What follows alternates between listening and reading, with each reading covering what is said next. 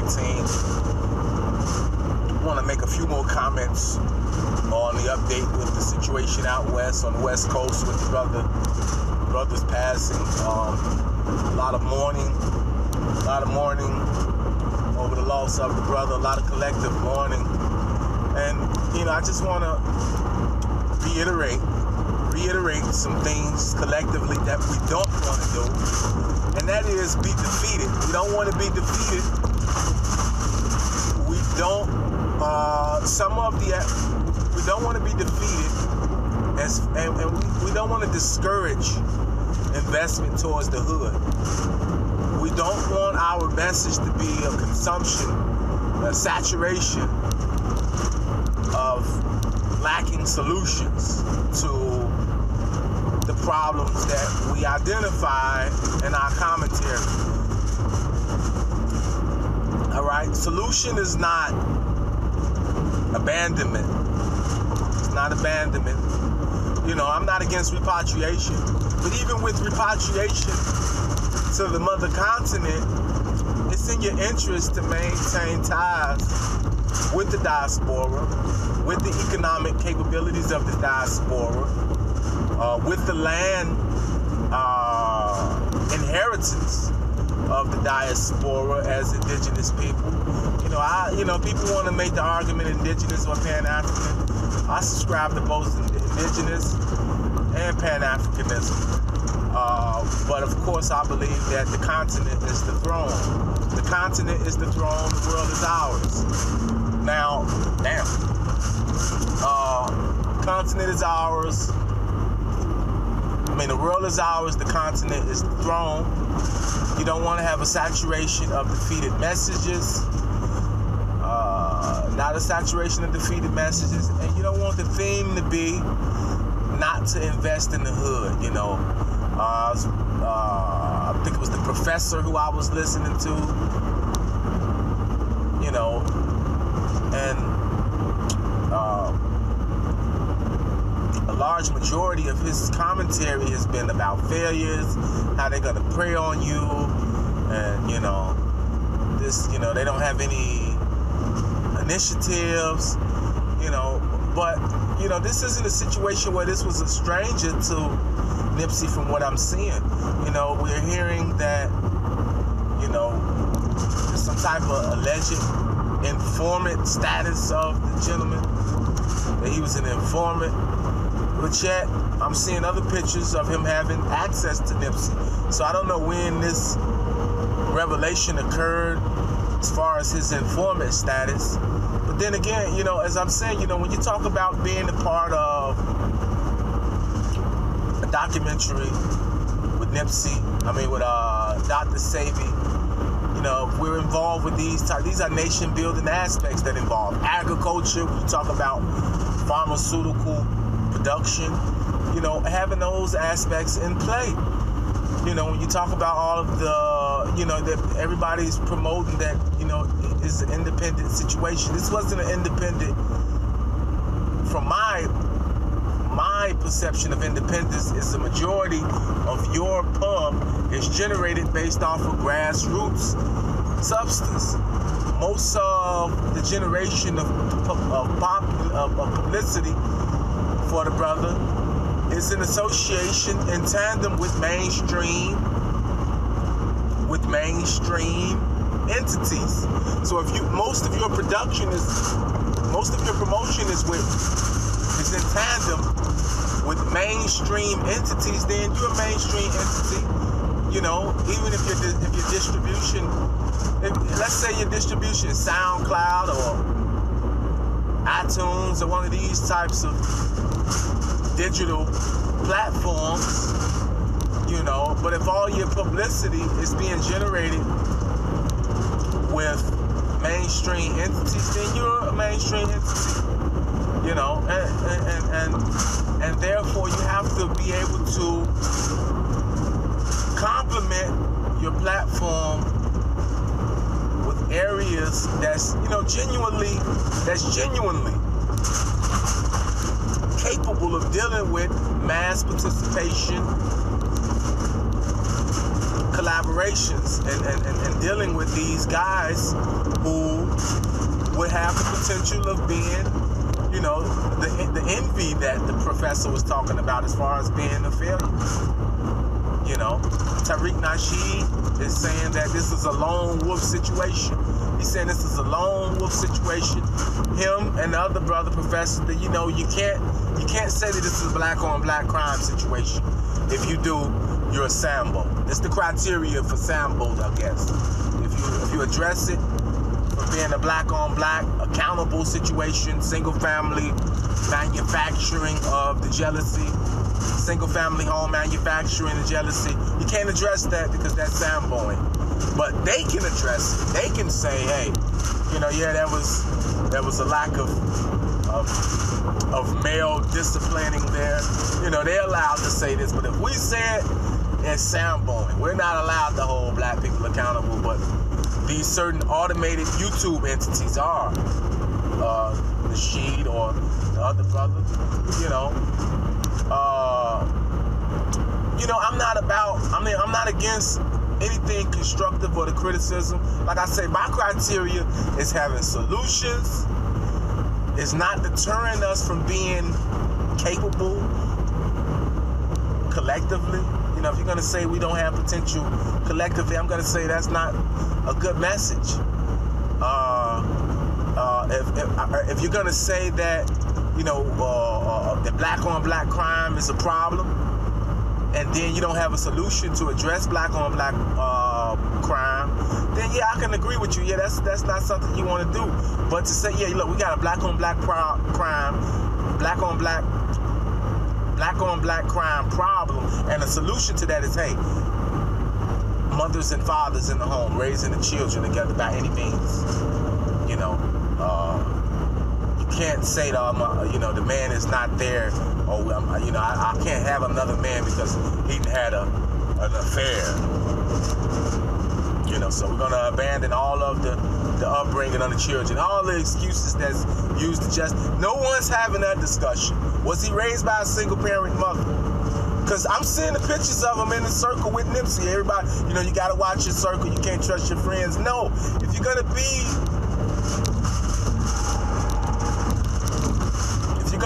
the forefront and the picture of collective aspirations, then you have to actually have an agenda besides the photo ops with the mainstream.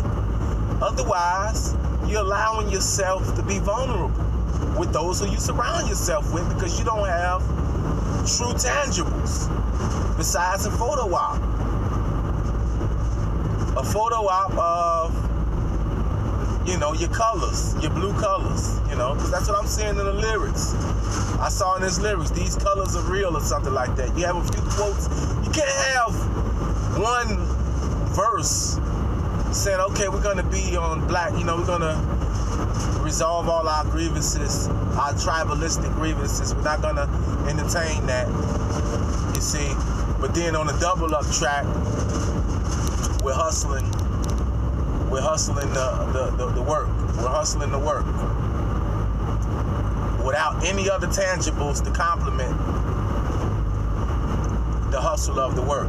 But this is who we gonna put in the forefront of a Dr. Sebi type, agricultural, pharmaceutical type documentary.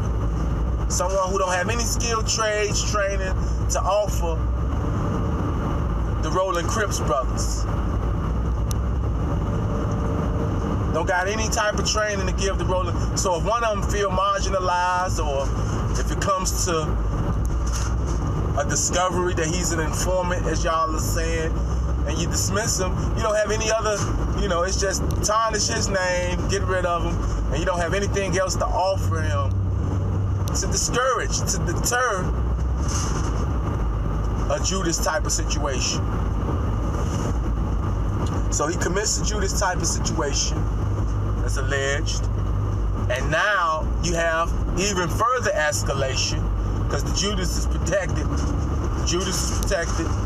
So now you have an even further escalation because you don't have genuine trades to keep on going. So now it's a fury of rage and we have to go kill this guy. The deterrence now is when we put up another star, another $1 million crip with no actual agenda. The deterrence is going to be to kill a family member. You know, when the Judas do the behavior, you know, you got to hurry up and give them up, or you're going to end up being murdered.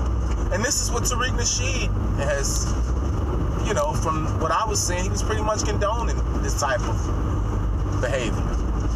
You know, hey. And he also said that, you know, when the police find this guy, the police need to kill the guy Eric Holder. Suspect, not the former Attorney General. So this is what he's saying you're supposed to do after the fact. You know, give a pass to the other murders of black people and black families. I'm preventative. I'm saying I'll do all my fussing at the black families before they kids do this. Hey, get a husband, do this. You know, correct your child and throw stuff with the husband, so that if he does something, you know, so we can avoid him doing something bad. But you know, because it's not a lone wolf situation, because you got plenty of families raising someone who's entrenched with jealousy without any substance, who's looking to tag along to some guy who's propped up without an actual agenda that he can attach himself to, that he can actually be incorporated in within, learn some standard operating procedures, or some preventative maintenance systems, or some skill type of trade that you could actually be involved with besides a photo op in the next video. If you're gonna put some poetic aspects to a verse, at least have it backed up with some actual tangibles besides the typical that you show in the Victory Lap album. You know, because they say you can't even speak on Nipsey now unless you have some familiarity with his music contribution. So I've been getting refreshed with it. So on the Victory Lap, the last LB, the depiction that we see is trapping. This is what we have as the representative who we elect for our agricultural interests. It's, we have a state that's selling marijuana. So, I'm not bashing that. I meditate. But definitely you want to have a diversity in your capabilities of skilled trades. If you can't represent that diversity or have a team that you can develop that diversity, then you're shortchanging the leadership and who you're promoting. And this promotion of who you guys want to be your $1 million Crips is selling the crew short. You sell a crew short when you put someone on the forefront who doesn't have enough tangibles to go around as the example. Because this wasn't some stranger, this is someone who was around him. So even if he is an informant, give him at least something to battle with his conscience against, knowing that he could do something else amongst being in a clique. What's the Crutches verse Jigga Man used? As far as you gotta be able, people have to be able to identify their tangibles within your structure.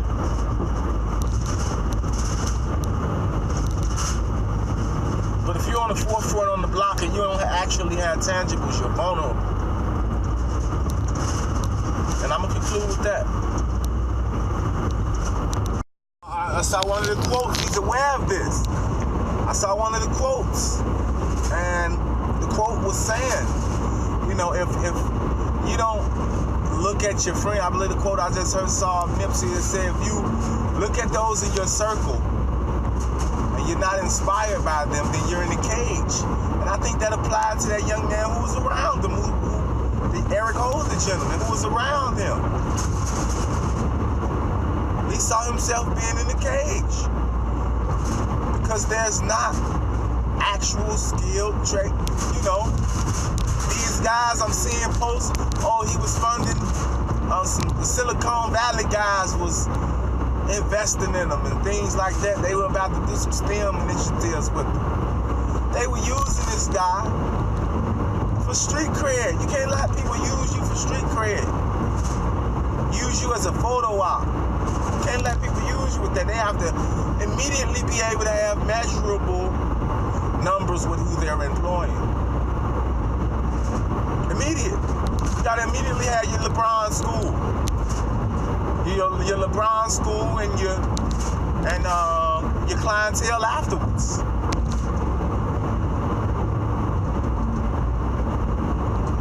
You know? Because otherwise, all these companies, they just gonna get, you know, whoever in Silicon Valley, they about to get stripes off of you. They gonna get stripes off for saying that, hey, we was about to do this initiative with them. You giving them some breathing time, you know? Some breathing time, and then 10, 15 years later, you're gonna hear, oh, they got this discrimination practices against them. But you gave them breathing time right now because they're able to milk the condolence stripes of condolences.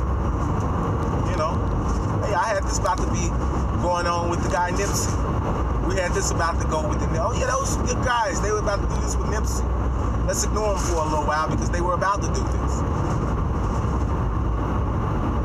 No, be a style, you know, immediately be in partnership with all of these areas. If you see a deficiency in representation there, or in the inventions, or do you have this product, someone who you're a part of, do they have developed the teams? A cell phone team, Master P was involved with that a decade ago. You know, don't just get involved with develop the engineers. How can we develop the towers? There's some other companies who going out of business whose towers we can buy. We can get access to these towers. You know, can we hire some field service techs? Can we buy into a company that already have ownership of towers? You gotta think big. You gotta allow, you know, you gotta allow me big access because I'm gonna get you the people who are gonna actually buy, who are gonna buy those towers. If you give me this access to these towers, we can make this mass appeal to this many people. And they're gonna immediately switch service providers to you because you're providing this, and you have this game plan, this comprehensive game plan on how we're gonna develop and address these certain people. And we're gonna have this infrastructure over here to do the training.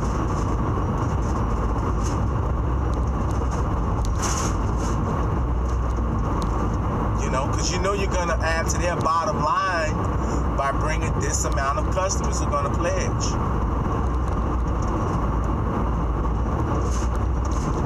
Let's partner like that. Not just for no commercial. Well, I'm just doing the commercial with you, and these people see me as being associated with the brand, and they're gonna pledge to you anyway. Now we need some more stringent criteria to get these people to pledge. And it's not just for me to be paid as a sponsor. We need some comprehensive sponsorship. You can pay me less as a sponsor. Pay me less. Pay me less because the people are gonna love me more and they're gonna come to my shows more. You don't have to pay me as much as a sponsor. Because the bigger picture is more important.